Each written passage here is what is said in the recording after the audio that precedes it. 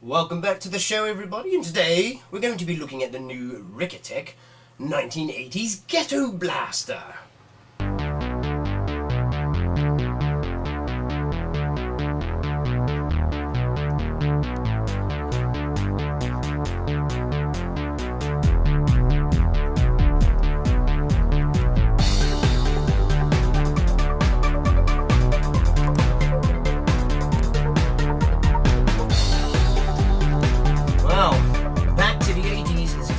Says here on the box, and that's exactly what we're going to be doing here today by doing an unboxing and testing this little machine out called the Ricatech Ghettoblaster. Mind you, a Ghettoblaster in my mind is something more huger and bigger and sits more promptly on your shoulder and breaking your arm than this little cassette recorder. But hey, let's see what it's got to offer, shall we? Right, first of all, if you're looking for a new device that looks a little bit retro from the 80s, and you're looking for a cassette deck and something to play your modern music on, then, hey, look no further than one of these. Now, there's plenty of stuff that's made retro in today's world on the market, but a lot of it is pretty much crap. So, let's see if this holds up to the crap factor, and let's just see if it's a good product, shall we? Let's take a look at this bad boy and see what you get for your money. First of all, we undo the sticky tabs at the back. There's a few of them. And first thing we see inside the box here is very well packaged. Okay, I'll give it that. We have a power cord. Quite unusual, as most of these nowadays don't come with power cords. They all come with the USB connectors. And it comes with your instruction manual. Like you'll ever use that. But anyway, what else is in the box? Well, of course, it's just the Ghettoblaster and some foam. So, yeah, that's about it for the box. So we'll put that one down there like that. Get rid of these foam bits. So there, our first look at the Ghettoblaster from Ricatech. So let's take a look at our Ghettoblaster. On the top here, we've got our functions. Our tape, USB, radio and an off switch. The radio's got shortwave, AM and FM. Yeah, okay, over here we got a tuning knob. And let's just take a look. Yeah, there we go, it does actually work. So it's not fake, that actually does work. On the top we got our normal controls, our stop, eject, play, fast forward, rewind, all that type of stuff for your cassettes. Over here is your volume. You have a bass button and a treble button, USB slot, SD card slot, and the controls for those features.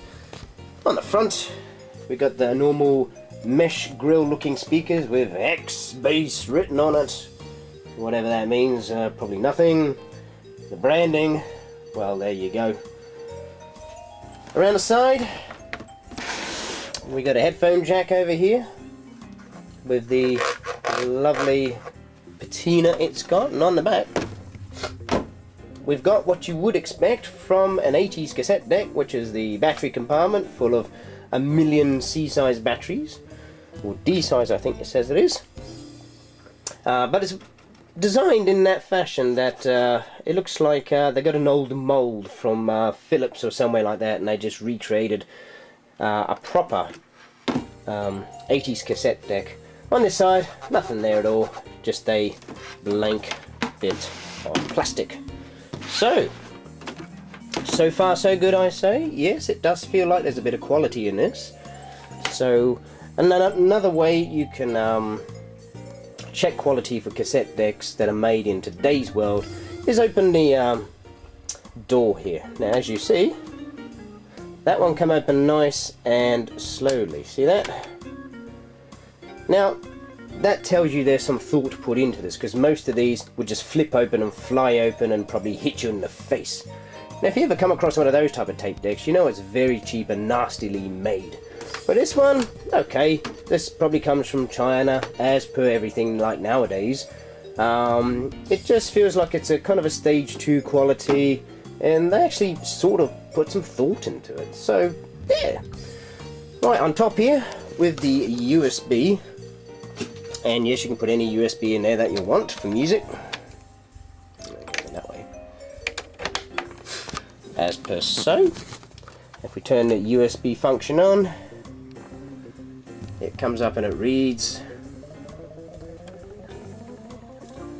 And it will also tell you there that it's also reading.